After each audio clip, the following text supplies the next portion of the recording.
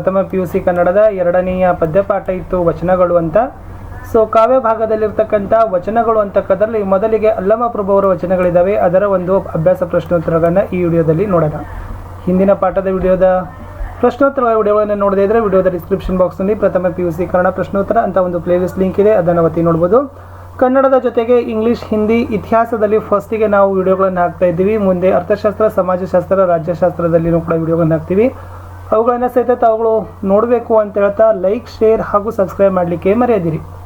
So ಮೊದಲಿಗೆ ಸಂದರ್ಭದೊಡನೆ ಸೂಚಿಸಿ ವಿವರಿಸಿರಿ ಅಂತ ಇದೆ. ಅದರಲ್ಲಿ ಮೊದಲ ವಾಕ್ಯ ಇತ್ತು, ಬಂಡಿಯ ಪೊಡವರವರು ಮಾನಿಸರು ಅಂತ ಇದೆ. ಉತ್ತರ: ಪ್ರಸ್ತುತ ವಾಕ್ಯವನ್ನು ಸಾಹಿತ್ಯ ಸಂಚಲನ ಪಠ್ಯದ ವಚನಗಳು ಭಾಗದ ಅಲ್ಲಮ ಪ್ರಭುವಿನ ಮೊದಲ ವಚನದಿಂದ ಆಯ್ದುಕೊಳ್ಳಲಾಗಿದೆ. ಭಕ್ತನಾದವನು ಪಂಚೇಂದ್ರಿಯಗಳ ಮೇಲೆ ನಿಯಂತ್ರಣ ಹೊಂದಿದವನಾಗಿರಬೇಕೆಂಬುದನ್ನು ವಿವರಿಸುವ ಸಂದರ್ಭದಲ್ಲಿ ಅಲ್ಲಮ ಪ್ರಭು ಈ ಮಾತನ್ನು ಹೇಳುತ್ತಾನೆ. ವಿವರಣೆ: ಅಲ್ಲಮ ಪ್ರಭು ಈ ವಚನದಲ್ಲಿ ಪಂಚೇಂದ್ರಿಯಗಳ ನಿಯಂತ್ರಣವನ್ನು ಒತ್ತಿ ಹೇಳುತ್ತಾನೆ. ದೇಹವನ್ನುವ ಬಂಡಿಯ ಸುಳಿತವಾಗಿ ಸಾಗಿ ಮುಕ್ತಿಪಥವನ್ನು ಮುಟ್ಟಬೇಕಾದರೆ ಅದು ಮೊದಲು ಪಂಚೇಂದ್ರಿಯಗಳನ್ನು ಗೆಲ್ಲಬೇಕು ಅಥವಾ ಪಂಚೇಂದ್ರಿಯಗಳನ್ನು ತನ್ನ ಹದ್ದು ಬಸ್ತಿನಲ್ಲಿಟ್ಟುಕೊಳ್ಳಬೇಕು. ಈ ದೇಹವೆಂಬ ತುಂಬಿದ ಬಂಡಿಗೆ ಕಾಲುಗಳೇ ಗಾಲಿ. ಈ ಬಂಡಿಯನ್ನು ಹೊಡೆಯುವವರು 5 ಮಾನಿಸರು, ಎಂದರೆ 5 ಇಂದ್ರಿಯಗಳು. ಅವೆಂದರೆ ಕಣ್ಣು, ಕಿವಿ, ಬಾಯಿ, ನಾಲಗೆ, ತ್ವಚೆ, ಚರ್ಮ. ಬಂಡಿ ಹೊಡೆಯುವ ಈ 5 ಬಂಡಿಯ ಇಚ್ಛೆಯನ್ನರಿತು ಹೊಡೆಯಬೇಕು. ಇಲ್ಲದಿದ್ದರೆ ಬಂಡಿಯ ಅಚ್ಚು ಮುರಿಯುವುದು ಖಚಿತ. ಪಂಚೇಂದ್ರಿಯಗಳನ್ನು ಹಿಡಿತದಲ್ಲಿಟ್ಟುಕೊಳ್ಳದಿದ್ದರೆ ಈ ದೇಹವೇ ನಾಶವಾಗಿ ಹೋಗುತ್ತದೆ, ಮುಕ್ತಿಗೆ ಆಧಾರವಿಲ್ಲದಂತಾಗುತ್ತದೆ. ಅಲ್ಲಮ ಪ್ರಭು ಇದನ್ನು ವಿವರಿಸುತ್ತಾ ಈ ಮೇಲಿನಂತೆ ಹೇಳುತ್ತಾನೆ. ಮುಂದಿನ ಪ್ರಶ್ನೆ, ಮೇಳಭಕ್ತನ ಇಟ್ಟಾತ ಗುರುವೇ ಅಂತ ಇದೆ. ಸಂದರ್ಭ: ಪ್ರಸ್ತುತ ವಾಕ್ಯವನ್ನು ಸಾಹಿತ್ಯ ಸಂಚಲನ ಪಠ್ಯದ ವಚನಗಳು ಭಾಗದ ಅಲ್ಲಮ ಪ್ರಭುವಿನ ವಚನದಿಂದ ಆಯ್ದುಕೊಳ್ಳಲಾಗಿದೆ. ಆಡಂಬರದ ಹಾಗೂ ಯಾಂತ್ರಿಕ ಭಕ್ತಿಯನ್ನು ವಿಡಂಬಿಸುವ ಸಂದರ್ಭದಲ್ಲಿ ಅಲ್ಲಮ ಪ್ರಭು ಈ ಮಾತನ್ನು ಹೇಳುತ್ತಾನೆ. ವಿವರಣೆ: ಅಲ್ಲಮ ಪ್ರಭು ಡಾಂಬಿಕ ಭಕ್ತಿಯನ್ನಾಗಲಿ ಅಥವಾ ಡಾಂಬಿಕ ಭಕ್ತರನ್ನಾಗಲಿ ನಂಬೋದಿಲ್ಲ. ಬದಲಿಗೆ ಅಂಥವರನ್ನು ತುಂಬ ಕಟುವಾಗಿ ವಿಡಂಬಿಸುತ್ತಾನೆ. ಆಡಂಬರದ ಭಕ್ತಿ ಅಥವಾ ಯಾಂತ್ರಿಕ ಭಕ್ತಿ ಆತನಿಗೆ ಒಗ್ಗದ ಸಂಗತಿ. ಹೊಟ್ಟೆಯ ಮೇಲೆ ಅನ್ನದ ಗಂಟನ್ನು ಕಟ್ಟಿದ ಮಾತ್ರಕ್ಕೆ ಹಸಿವು ಹೋಗುವುದಿಲ್ಲ. ಹಾಗೆಯೇ ಅಂಗದ ಮೇಲೆ ಲಿಂಗವನ್ನು ಧರಿಸಿದ ಮಾತ್ರಕ್ಕೆ ಭಕ್ತನಾಗುವುದಿಲ್ಲ. ಇಟ್ಟ ಕಲ್ಲು ಪೊದೆ ಬಳೆದು ಅದರಲ್ಲಿ ಸಿಲುಕಿದ ಮಾತ್ರಕ್ಕೆ ಆ ಕಲ್ಲು ಲಿಂಗವಾಗುವುದಿಲ್ಲ, ಪೊದೆ ಭಕ್ತನಾಗುವುದಿಲ್ಲ. ಕಲ್ಲಿಟ್ಟಾತ ಗುರುವಾಗುವುದಿಲ್ಲ. ಇಂಥವರು ಡಾಂಬಿಕ ಭಕ್ತರು. ಈ ಯಾಂತ್ರಿಕ ಭಕ್ತಿಯನ್ನು ಅಲ್ಲಮ ಪ್ರಭುವಿಗೆ ನೋಡಲೂ ಆಗದು, ನೋಡಲು ನಾಚಿಕೆ. ಇದನ್ನು ವಿವರಿಸುತ್ತಾ ಅಲ್ಲಮ ಪ್ರಭು ಈ ಮೇಲಿನಂತೆ ಹೇಳುತ್ತಾನೆ. ಮುಂದಿನ ವಾಕ್ಯ, ನೀ ದೇವನಾದಡೆ ಎನ್ನನೇಕೆ ಸಲಹೆ ಅಂತ ಇದೆ. ಸಂದರ್ಭ: ಪ್ರಸ್ತುತ ವಾಕ್ಯವನ್ನು ಸಾಹಿತ್ಯ ಸಂಚಲನ ಪಠ್ಯದ ವಚನಗಳು ಭಾಗದ ಅಲ್ಲಮ ಪ್ರಭುವಿನ ಮೊದಲ ವಚನದಿಂದ ಆಯ್ದುಕೊಳ್ಳಲಾಗಿದೆ.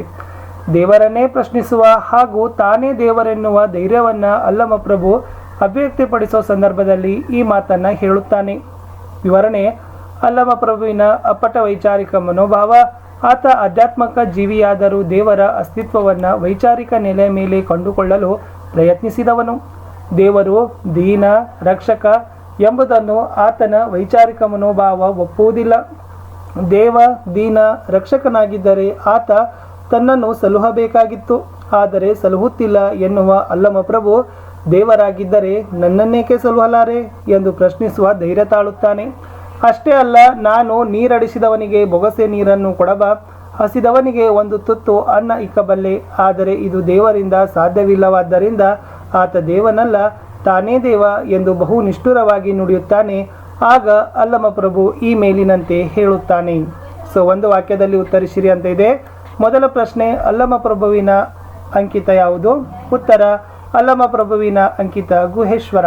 ಎರಡನೇ ಪ್ರಶ್ನೆ, ಕಾಲುಗಳನ್ನು ಯಾವುದಕ್ಕೆ ಹೋಲಿಸಲಾಗಿದೆ? ಉತ್ತರ: ಕಾಲುಗಳನ್ನು ಗಾಲಿಗೆ ಹೋಲಿಸಲಾಗಿದೆ. ಪ್ರಶ್ನೆ 3, ದೇಹವೆಂಬುದು ಏನು? ಉತ್ತರ: ದೇಹವೆಂಬುದು ತುಂಬಿದ ಬಂಡಿ.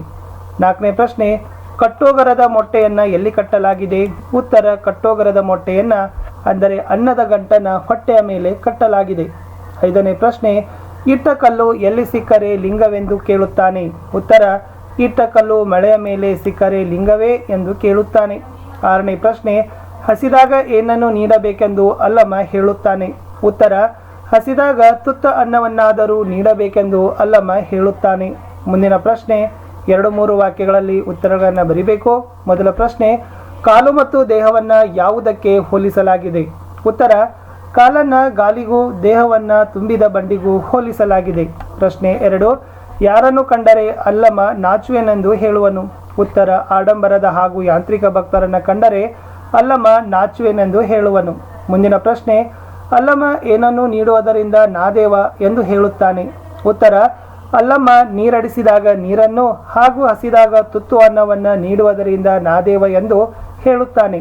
ಮುಂದಿನ ಪ್ರಶ್ನೆಗಳು 5-6 ವಾಕ್ಯಗಳಲ್ಲಿ ಉತ್ತರಗಳನ್ನು ಬರೀಬೇಕು. ಅಂದರೆ ದೀರ್ಘ ಉತ್ತರವನ್ನು ಬಯಸ್ತಕ್ಕಂಥ ಪ್ರಶ್ನೆಗಳೇ ಆಗಿದ್ದಾವೆ.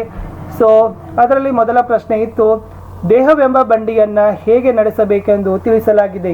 ಉತ್ತರ, ದೇಹವೆಂಬ ಬಂಡಿಯನ್ನು ಪಂಚೇಂದ್ರಿಯಗಳು ಅದರ ಇಚ್ಛೆಯನ್ನರಿತು ನಡೆಸಬೇಕೆಂದು ಹೇಳಲಾಗಿದೆ. ಏಕೆಂದರೆ ದೇಹದ ಇಚ್ಛೆಯನ್ನರಿತು ನಡೆಸದಿದ್ದರೆ ದೇಹದ ಬಂಡಿಯ ಅಚ್ಚು ಮುರಿಯುವುದು ಖಚಿತ. ಅಲ್ಲಮ ಇಲ್ಲಿ ಪಂಚೇಂದ್ರಿಯಗಳ ನಿಯಂತ್ರಣವನ್ನು ಒತ್ತಿ ಹೇಳಿದ್ದಾನೆ.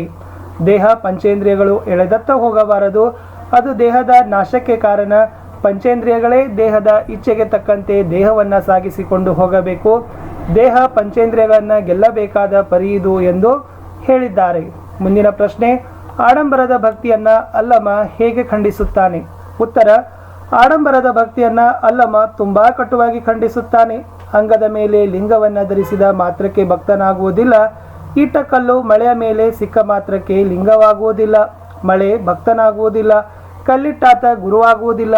ಇಂಥವನು ಡಾಂಬಿಕ ಭಕ್ತ. ಇಂಥವನ ಭಕ್ತಿ ಕೇವಲ ಆಡಂಬರದ ಭಕ್ತಿ, ಅದು ನಿಜವಾದ ಭಕ್ತಿಯಲ್ಲ ಎಂದು ಅಲ್ಲಮ ಆಡಂಬರದ ಭಕ್ತಿಯನ್ನು ಬಹು ಕಟುವಾಗಿ ಖಂಡಿಸುತ್ತಾನೆ. ಮುಂದಿನ ಪ್ರಶ್ನೆ, ಅಲ್ಲಮ ಪ್ರಭುವಿನ ವಚನಗಳ ಆಶಯಗಳೇನು? ಉತ್ತರ, ಅಲ್ಲಮ ಪ್ರಭುವಿನ ಇಲ್ಲಿನ 3 ವಚನಗಳು ವೈವಿಧ್ಯಮಯ, ಅಂದರೆ ಭಿನ್ನ ಭಿನ್ನ ಆಶಯಗಳನ್ನು ಹೊಂದಿವೆ. ಆತನ ಮೊದಲನೆಯ ವಚನ ಭಕ್ತನಾದವನು ಪಂಚೇಂದ್ರಿಯಗಳ ಮೇಲೆ ಹಿಡಿತ ಸಾಧಿಸಬೇಕೆಂಬ ಆಶಯವನ್ನು ಹೊಂದಿದೆ. ಆತನ 2ನೆಯ ವಚನ ಆಡಂಬರದ ಹಾಗೂ ಯಾಂತ್ರಿಕ ಭಕ್ತಿಯನ್ನು ಕಟುವಾಗಿ ಖಂಡಿಸುವ ಆಶಯವನ್ನು ಹೊಂದಿದೆ. 3ನೇ ವಚನ ದೇವರನ್ನು ಪ್ರಶ್ನಿಸುವ ಹಾಗೂ ತಾನೇ ದೇವರೆನ್ನುವ ಧೈರ್ಯವನ್ನು ತಾಳುವ ಅಲ್ಲಮನ ವೈಚಾರಿಕ ಮನೋಭಾವವನ್ನು ಆಶಯವನ್ನು ಇವು ಹೊಂದಿವೆ.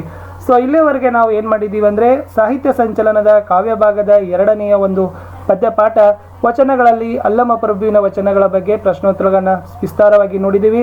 ಮುಂದಿನ ವಿಡಿಯೋದಲ್ಲಿ ಗಟ್ಟಿವಾಳಯ್ಯ ಮತ್ತು ಅಕ್ಕ ಮಹಾದೇವಿಯ ವಚನಗಳ ಒಂದು ಅಭ್ಯಾಸ ಪ್ರಶ್ನೋತ್ತರಗಳನ್ನು ನೋಡೋಣ. ವಿಡಿಯೋವನ್ನು ಲೈಕ್, ಶೇರ್ ಹಾಗೂ ಸಬ್ಸ್ಕ್ರೈಬ್ ಮಾಡಲಿಕ್ಕೆ ಮರೆಯದಿರಿ. ಕನ್ನಡ ಮತ್ತು ಜೊತೆಗೆ ಇಂಗ್ಲೀಷ್, ಹಿಂದಿ, ಇತಿಹಾಸ, ಇತರೆ ವಿಷಯಗಳ ವಿಡಿಯೋಗಳಿದ್ದಾವೆ, ಅವುಗಳನ್ನು ತಪ್ಪದೇ ನೋಡಿ ಅಂತ ಹೇಳ್ತಾ